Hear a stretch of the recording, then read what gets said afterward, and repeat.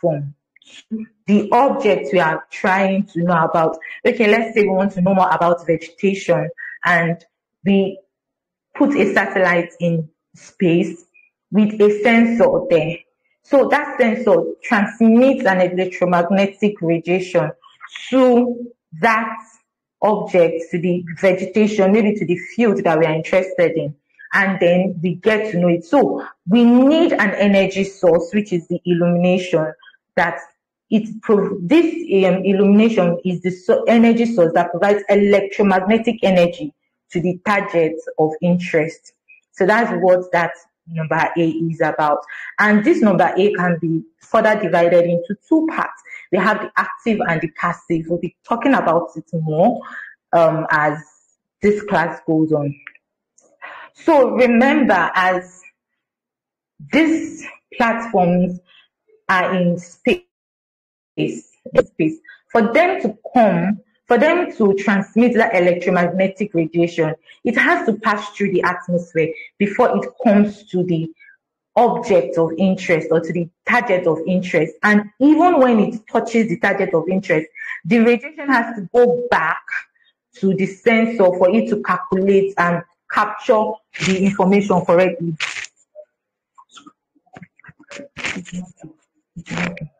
So we need the second part, or the second step, is the atmosphere. The atmosphere is a medium by which this energy travels to and from the target. While step C rather, is the interaction with the target. This is when the electromagnetic radiation hits the target. We know that, okay, for our example now, we want to study vegetation. So that means we have a field that we are studying now. Now, in that field, in that crop field now, the electromagnetic radiation is going to interact with this vegetation. And the process of interacting with this vegetation is actually, maybe it is absorbed, the electromagnetic radiation is absorbed. It's either it is being scattered or it is being reflected.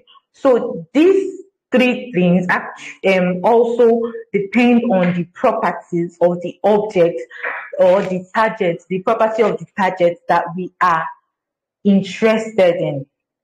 So now, after passing through the atmosphere, the energy interacts with the target depending on the properties of both the target and the energy. And this is a very, very important thing in remote sensing. Now, moving on. Once the electromagnetic radiation interacts with the object, or the target rather, there is also a recording of the energy by the sensor. So if you see number D, step D, it is going back.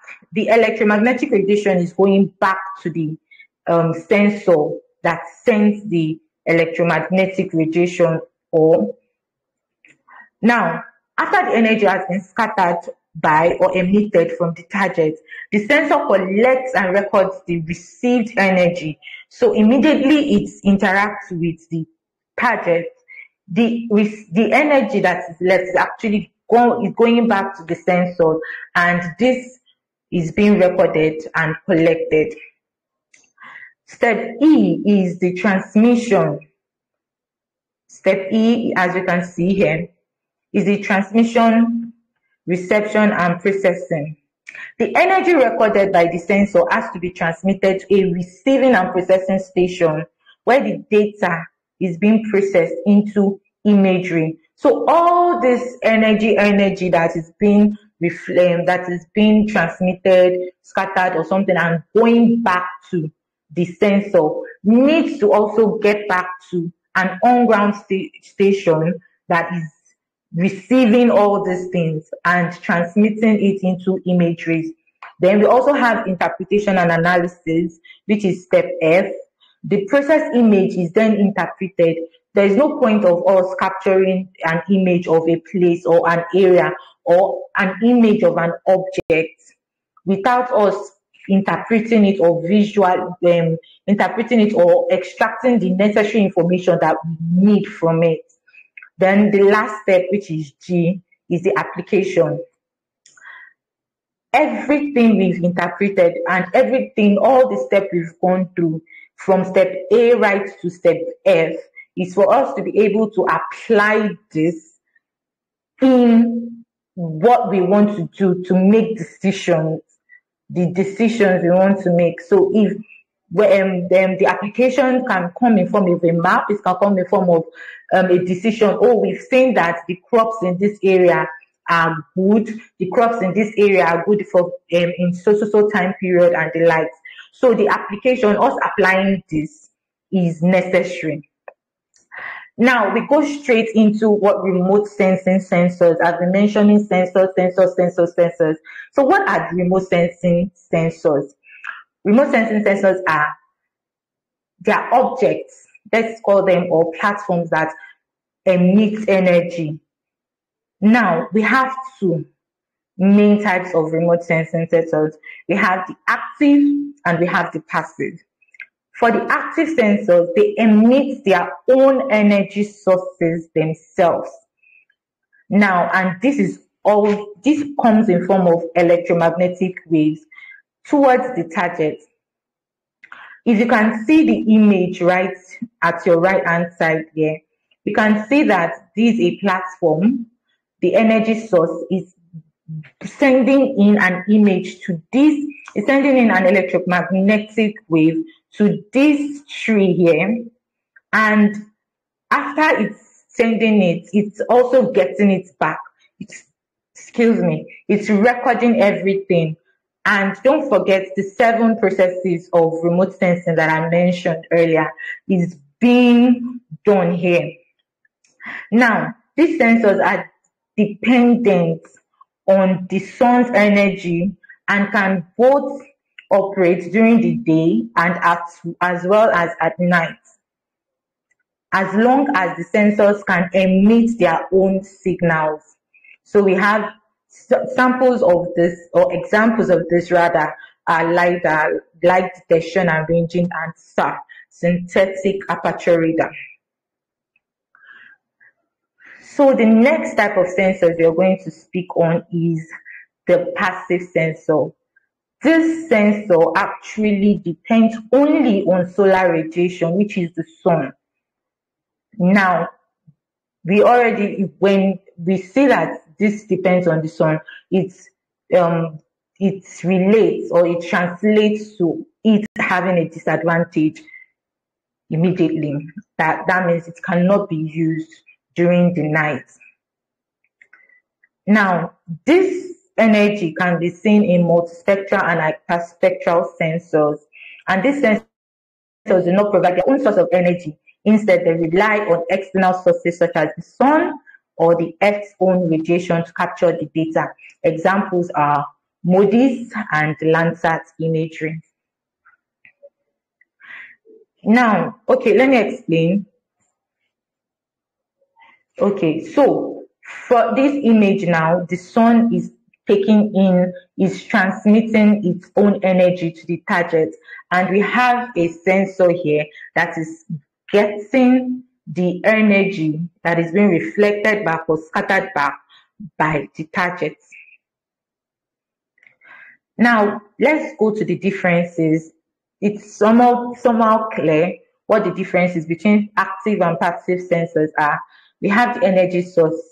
Passive sensors relies on natural energy, such as sunlight and thermal radiation, while active sensors, they generate their own energy.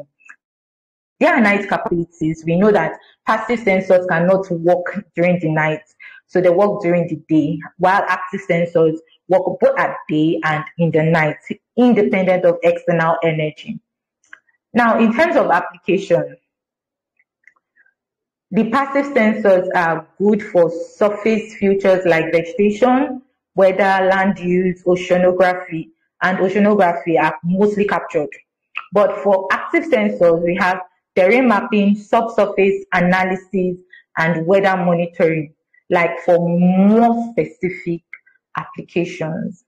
Now, the limitations, we know the limitations of the passive sensors, right? The limitations of active sensors is that it requires high power for energy emission. Now, let's go to the key concepts in remote sensing. Now, one of the key concepts in remote sensing is electromagnetic spectrum. So you might be hearing radiation that I've been mentioning, and let's get right into it. The electromagnetic spectrum consists of different types of radiations, ranging from the long wavelength radio waves to short wavelength gamma rays. This spectrum actually classifies or combines all type of energy according to wavelength, all energy that moves harmonically at a constant velocity. So all the kind of energies that we have is captured or is encapsulated in this electromagnetic spectrum, as you can see on the image here. But now we have a whole lot here. Now, more specifically, we are talking about remote sensing. What are the energy sources, or what are the electromagnetic spectrums that is actually more specific to remote sensing that we use in remote sensing? So in remote sensing, we use just 5. We make use of the visible light, which captures imagery similar to human vision, and this is useful for interpreting land cover and vegetation. We also make use of the near infrared, which is sensitive to vegetation health, as well as as healthy plants reflect more near infrared light. For shortwave infrared, this provides information on soil and vegetation moisture content. While we go to the last 2 ones, which we make use of thermal infrared. This measures emitted radiation, indicating surface temperatures, which is useful for geological and environmental studies. And we also, the last but not the least, we have the microwave, which penetrates clouds and is used in radar systems to detect surface roughness, soil moisture, and topography. So moving on to some of the key concepts in remote sensing, especially in the second one, we have resolutions. And one part of resolution that we need to discuss or really need to know about is spatial resolution. What is spatial resolution? This is the ability of a sensor to distinguish small objects on the Earth's surface. It refers to the pixel size of an image with higher resolution, meaning more details. Now, if you can see from the image here on the right, we have this one, the one at the right-hand side, the topmost right-hand side. So we have the low spatial resolution. It's very difficult to see how the features are clearly. But in the middle one, we have more features actually showing, but not like, it's actually better than the low spatial resolution. Then when we have the high resolution, you can see the features clearly. So this is what spatial resolution is about.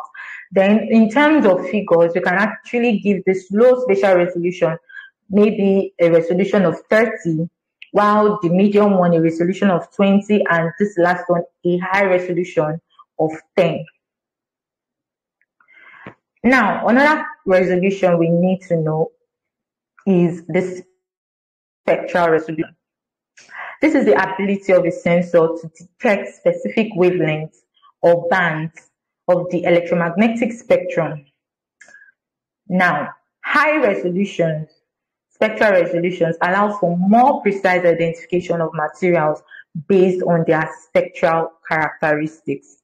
So if you can see here, we have different bands of the Sentinel-2 imagery, which captures different things.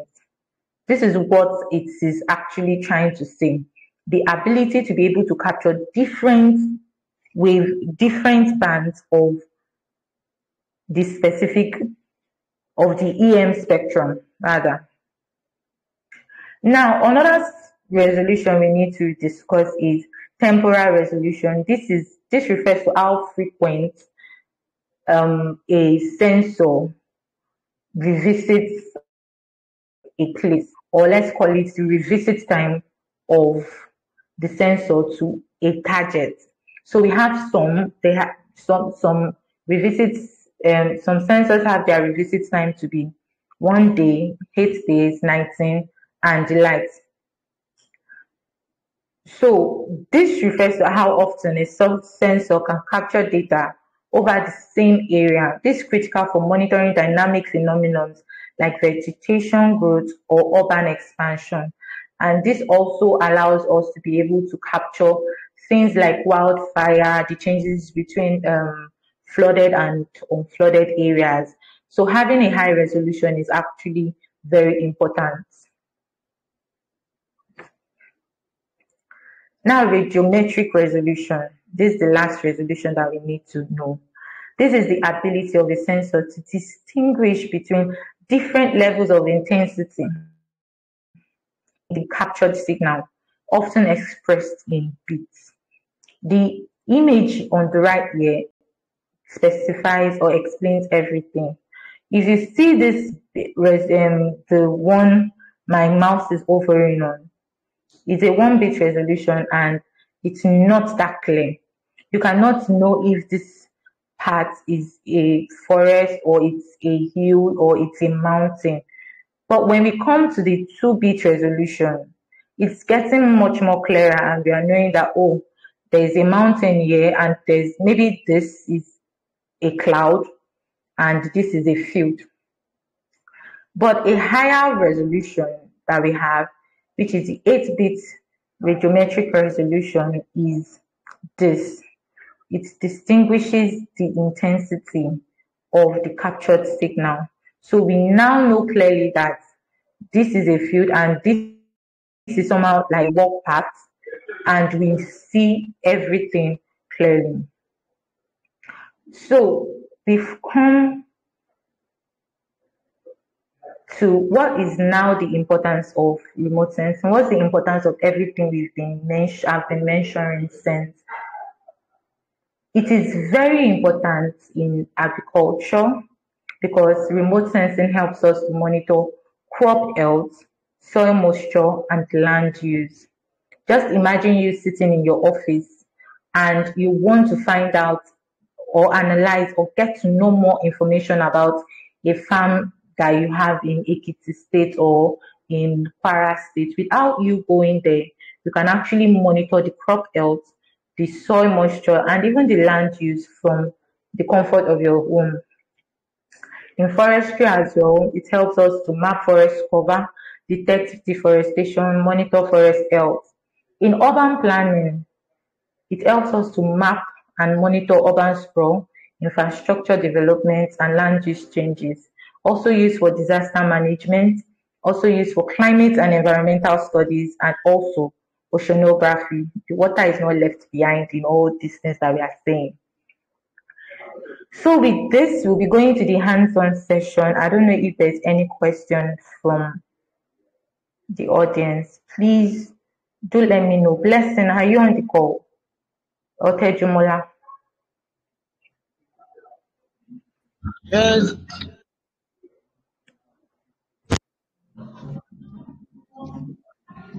Okay. So if you have any question, kindly drop it on the chat. My colleagues will pick it up from there. Thank you. So I'll stop sharing my screen now and take us to the hands-on session. But if you have a question prior to that, you can unmute yourself. Please feel free to unmute yourself and let me know. Okay.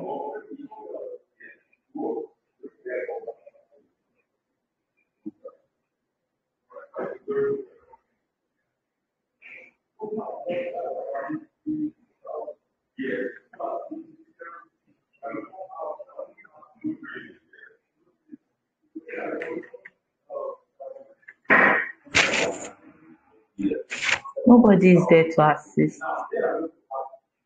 Nobody was there to assist. I'm asking if anybody has question. Nobody is there to. Oh.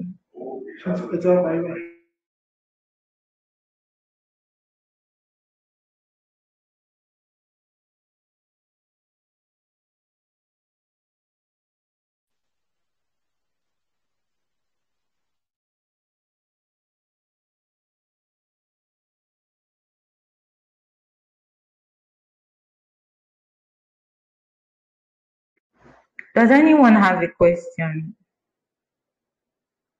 So I'll be sharing my screen right away now.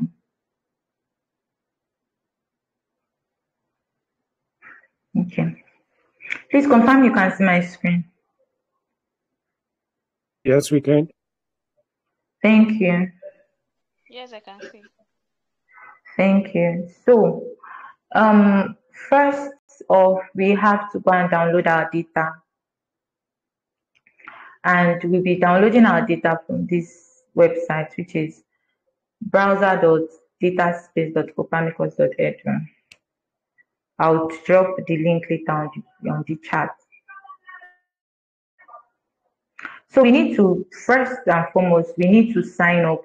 If you've not signed up already, you need to create an account and sign up. So I already have an account and I'm going to log in.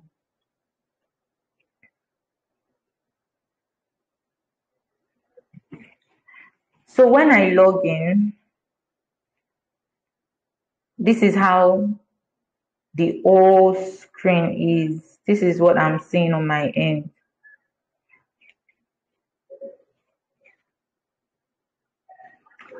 So I am interested in Nigeria since I'm in Nigerian. So I would have to go to where Nigeria is on the map. Can actually pick anywhere we are interested in. So let's pick, can pick here. So once you get here and you log in, you have to, you can click on your area of interest using this rectangle or try this rectangle here to pick an area of interest. So this is going to be my area of interest. And once I have picked my area of interest, I would come to this part because now you need an area. You have an area that you are interested in knowing more or analyzing about. So if you are interested in analyzing maybe Kaduna, just go pick the area of Kaduna, the shape of Kaduna, and you are good to go.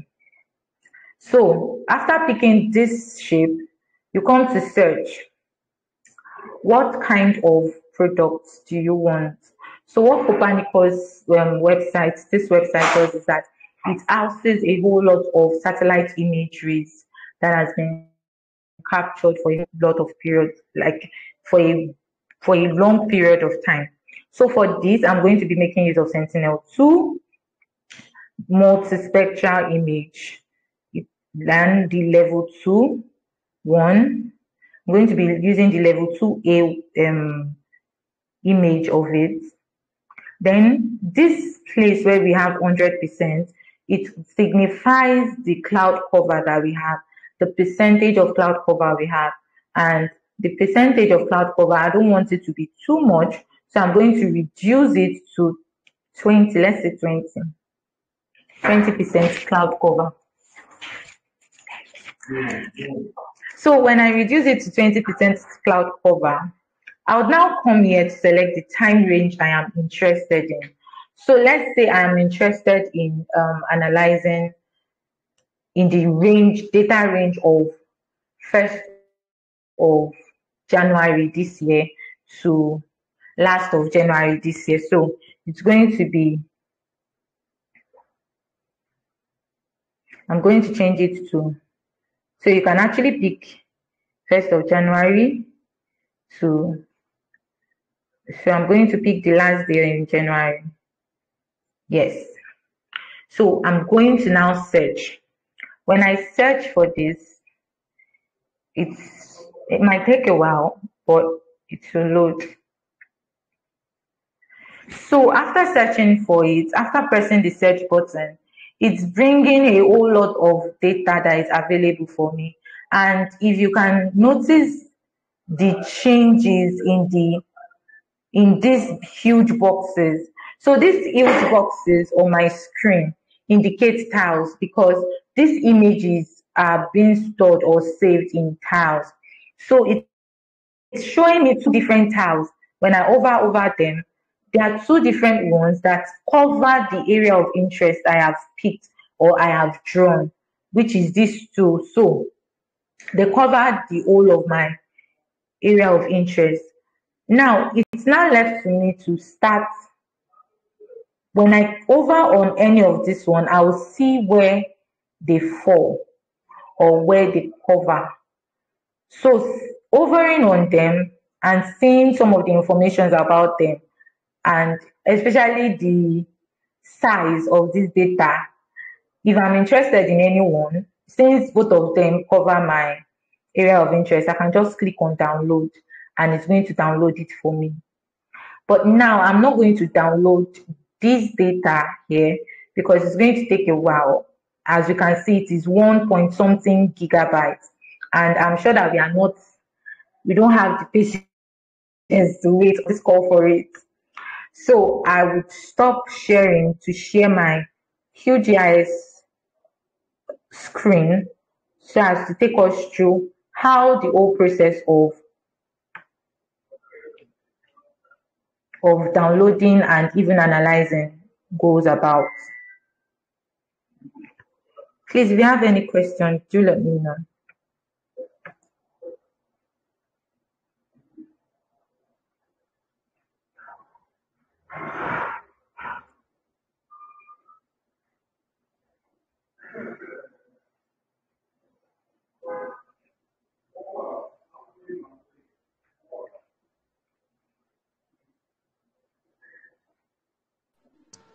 Hello, good afternoon. Hi, good afternoon. Can you hear me? Yes, good afternoon. Okay. Do you have a question? Please, my name is Daniel. I just saw this training online now, so I decided to join. Please, I don't understand anything about it. Okay, so you're welcome first of all. The recording of this training will be dropped on the group and to also be uploaded on our YouTube playlist. So please check for it or look out for it when it's being dropped. You can go through it and get yourself familiarized with what we have done. So once you get yourself familiarized with what we've done, if you have any question, you can ask and then we'll answer. Does that solve it? Does that work for you?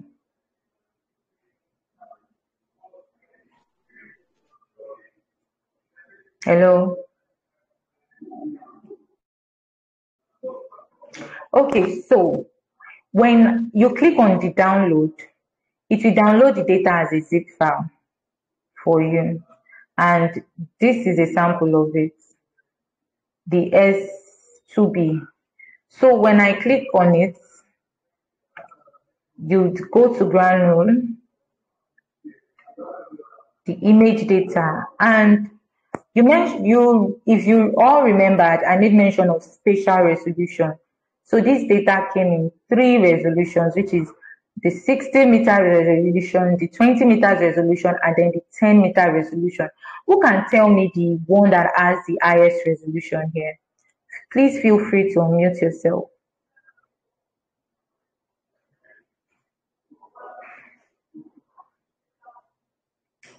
Can anyone tell me which of these resolutions is?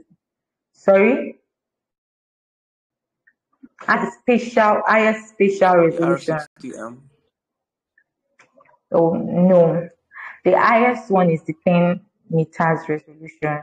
If you remembered, I made mention of it that when I showed you the imagery, we had a 30 meter, we had a 20 meter, and we had a 10-meter resolution. So the 10-meter resolution has the highest spatial resolution, and that's what we'll be working with. But thank you so much for even giving it an attempt. So when we click on the 10 meters spatial resolution, we have different bands here. We have band 2, we have band 3, we have band 4, and we have band 8. So I was having issues with my extractor. After extracting, it wasn't giving me the complete set. So I had to extract these bands into a separate data set, into a separate, and that's what we'll be working with. Now, we successfully know or seen how to download our imagery from Copernicus and how to extract them, or the ones that we need the most. So now I would go to my set.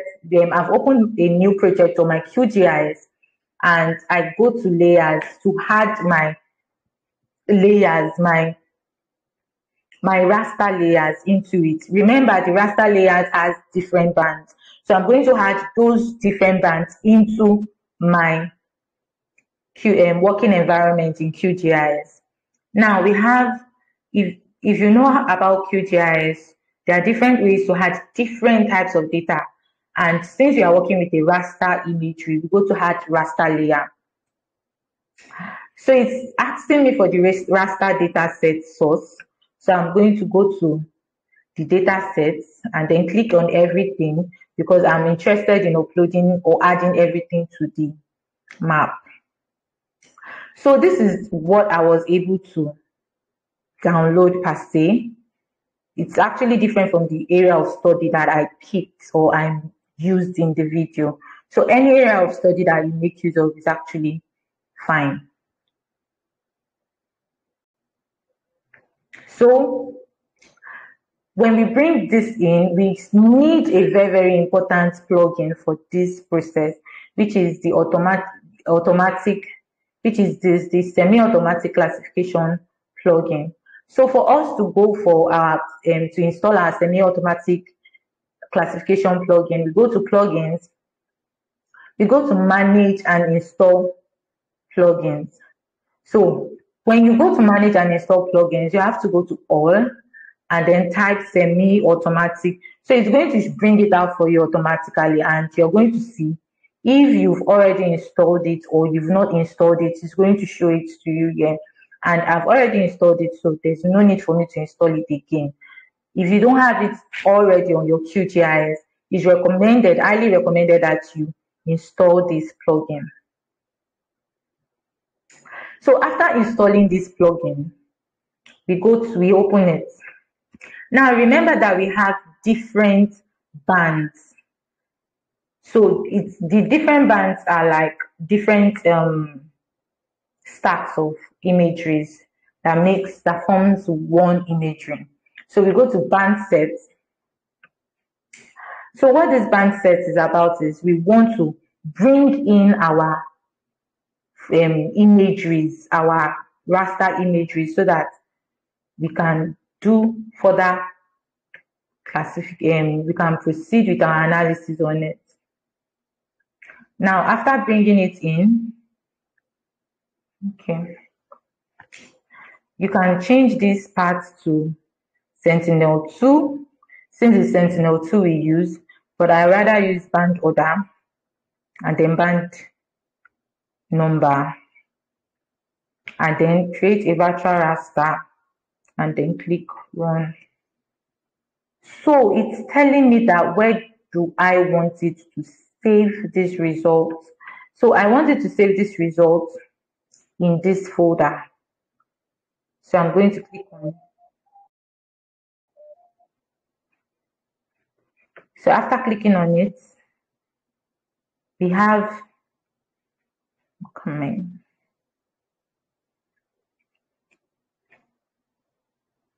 So these are band 2, 3, 4, 8. So I think that process was not completed yet. You have to go back.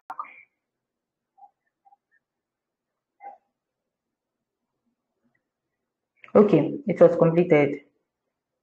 So it has created our virtual band set for us. So you can see that all these bands, the way we brought them in, they're actually in natural form.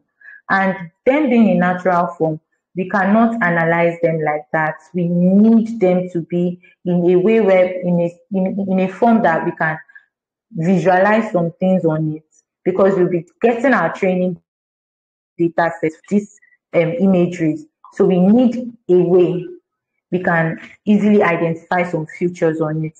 So if I scroll in, you can actually see this is glaring that this is a water body. This can be vegetations. This is also a water body. This can be a swamp. So it wasn't reflective like this in the previous one we used. I mean, the previous ones we loaded. So that's why we created a virtual band. So there are some places where you see buildings. It's actually not that distinctive, but you know that there are buildings in these areas.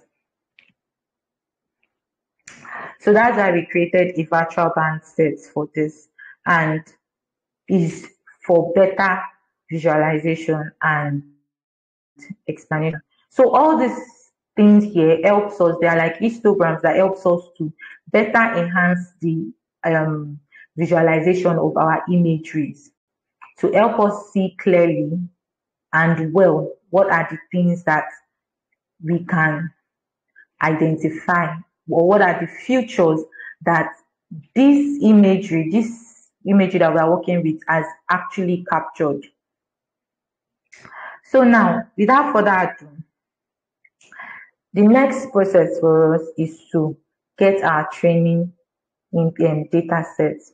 So in a supervised classification, the whole process entails trying to get a sample data set of some of the things we want to classify. So it's just like in statistics, when you are talking about a whole population in, let's say in Yaba, you cannot go and meet all of them.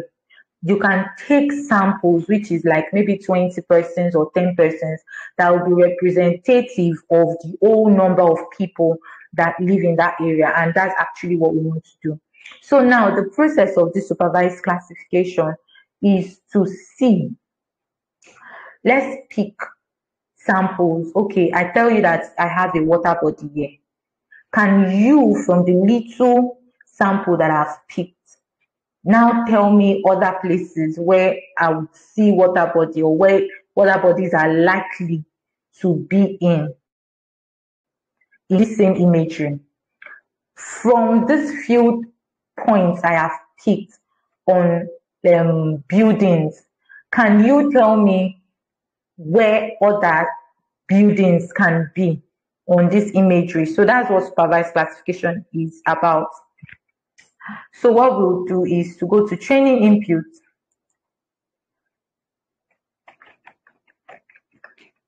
So this SCP doc, you can get it in your, where is this? In your panels. So if you don't see it in your work space like this, you just go to your panels and turn it on. So in case you might be looking for it when you are trying this on your own.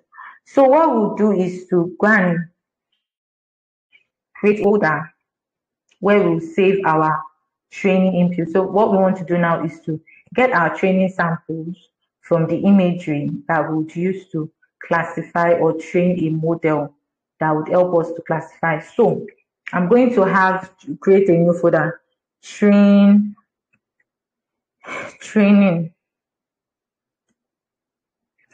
sample. So in this training sample, this is where my samples will be.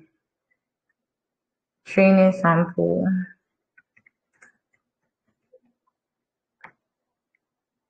So it has created a training sample file for me, and if you can see here, it has also put it here on my tab, on my layer panels. So now what I'm going to do is to now come and start giving my training samples names. So what I'll do is, let's say we are going to have just 3 because of time, so that we'll quickly brush up this training. So we'll be having water, we'll be having vegetation, and built up.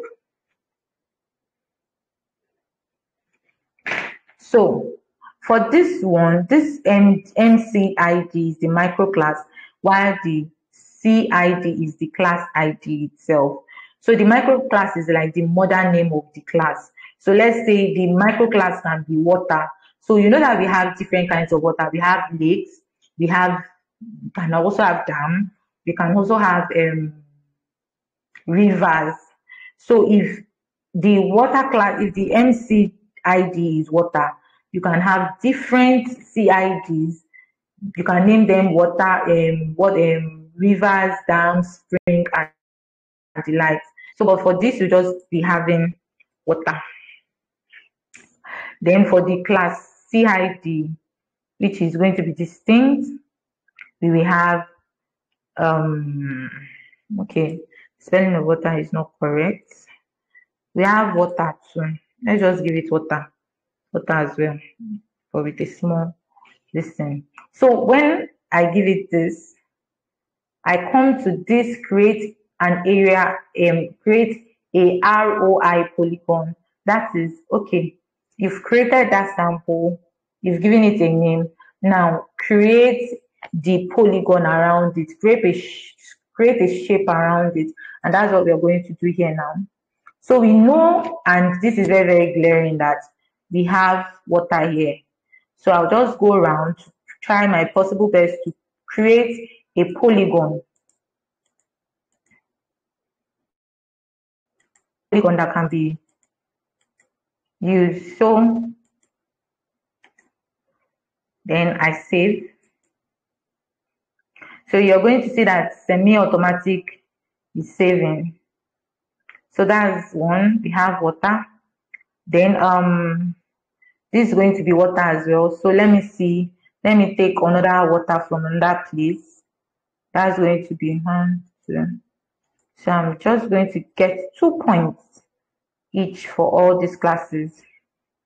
Then I save again. So I'm going to change the colors. Since water is blue, I'm going to give it blue. I'm going to give all of them blue.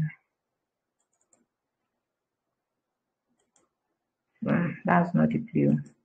Okay. So now we've picked 2 points for water. Now let's go and pick 2 points for vegetation. Vegetation can actually show here as red. So let me create a macro class which is called vegetation.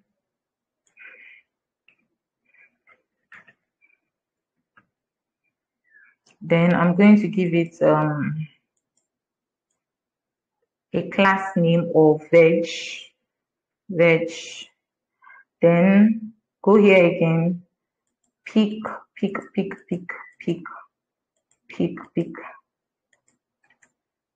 Then let me go to another area entirely to see if I can see vegetation again.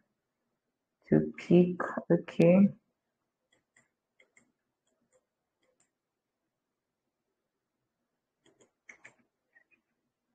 Okay, save.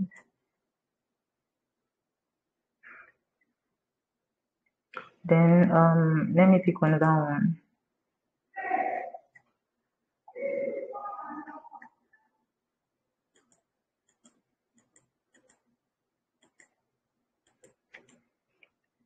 So we save. So we have 2 classes now for our 2 samples for our. Now let's go and look for a building that we can make use of.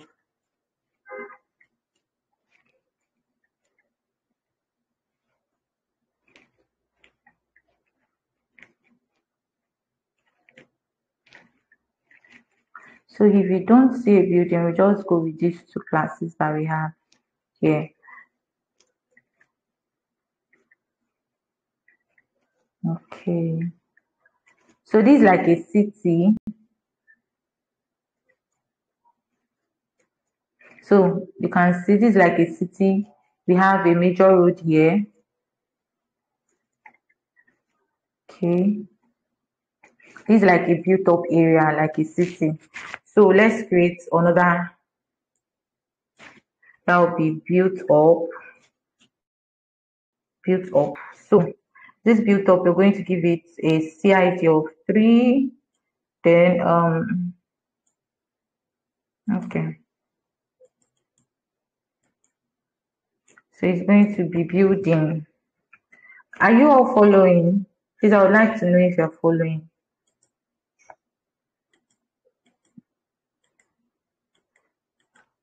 Can anyone hear me, please?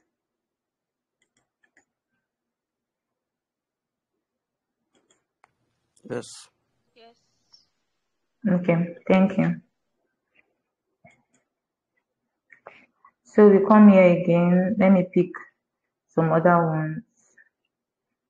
Okay, let me see this. Okay, then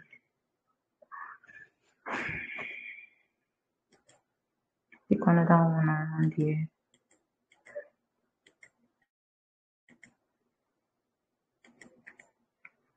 So I save.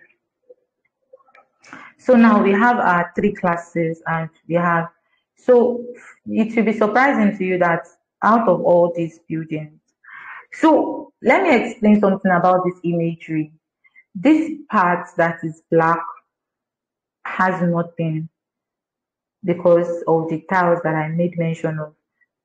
So it's only this place that is covering the area of interest that I downloaded actually. So now after doing this, what we need to do is to go to our semi-automatic classification plugin and go to band processing, then classification. So we've picked our training data sets. After picking our training data sets, the next thing for us to do is to now create our signature files, which this classification will help us to do. Then after creating the signature file, we can then go ahead for the classification. So now, what we'll do is to bring in the classification training samples. Yes, this classification,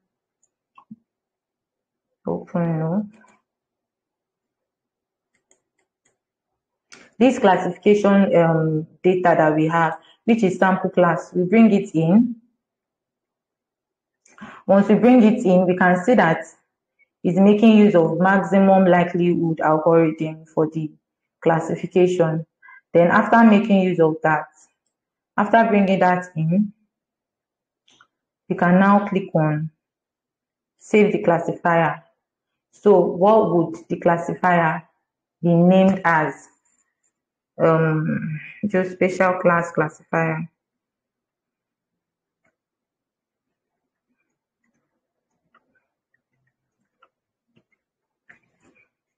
So as we give it a name,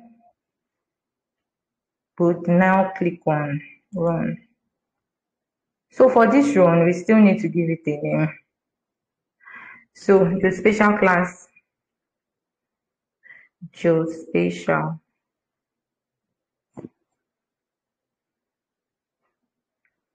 That will be classified ed. Then it's going to run. So all this hands-on is just to give you an experience or a sample of how this classification works, and a sample like an hands-on of how remote sensing data works. And trust me, there is still more to what is being taught here, because you still need to understand how to identify all this. So this classification is going to take a while, because as you can see here, it's working. You can track the progress here. So there's still more to learn from this, and there's still more to learn after this class. There's still more hands-on you need to do. There's still more courses you need to take, because trying to understand and figure out some of these things, especially identifying objects or images or places on a remote sensing image it requires domain expertise and knowledge as well. So in some images you might see a whole lot of features. So you need to know how to distinguish, okay, this is a swampy area, this is a river, this and that. And there are some projects or analysis that you might want to do that requires this detailed analysis and not just 3 classes. There are some analysis that you might do that even has up to 20, and you would need to identify them. So now we have our image, our classified image, which is giving us this. And from this classified image, you can see that we have water body here. So this is just like a sample. Just wanted to put an hands-on through for us to see. But now we need more data, more samples. And since the vegetation was more, okay, let's change this so that we can analyze it well. This is the result. So water is actually blue.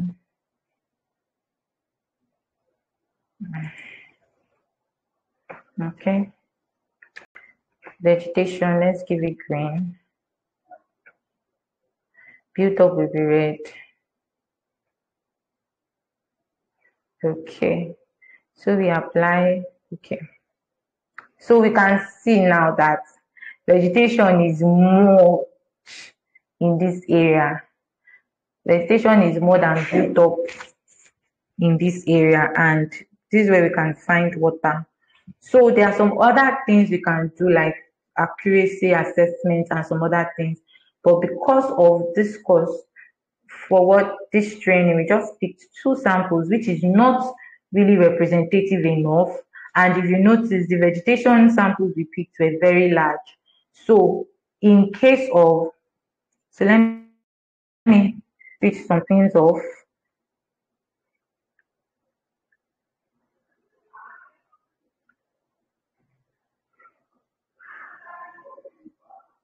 So in case of next time when you are trying it on your own, try to pick as much sample points as possible, and please do not be biased with it, because as the more you are being biased with it, maybe you pick more sample points for water, you pick more sample or you pick more sample points for vegetation. Those are what's going to be predominant in your classification. So with this, we have come to the end of today's class, and I say thank you for staying tuned up till this time. Please, is there any question? So if there's no question, or if you're not thinking about the question now and you get to the practical part on your, and you have any question, please do drop it on the geospatial group. We have a geospatial group, and I know some of you might know about it. We have a geospatial group. Please do drop it there, or you can even drop it here. Some of my colleagues will pass it down to me. Thank you so much for your time, and do not forget to follow us on all social media handles. DSN AI on LinkedIn, on Twitter, on Instagram, and also on Facebook. Please do enjoy the rest of your day. Bye. Oh, thank you. Bye.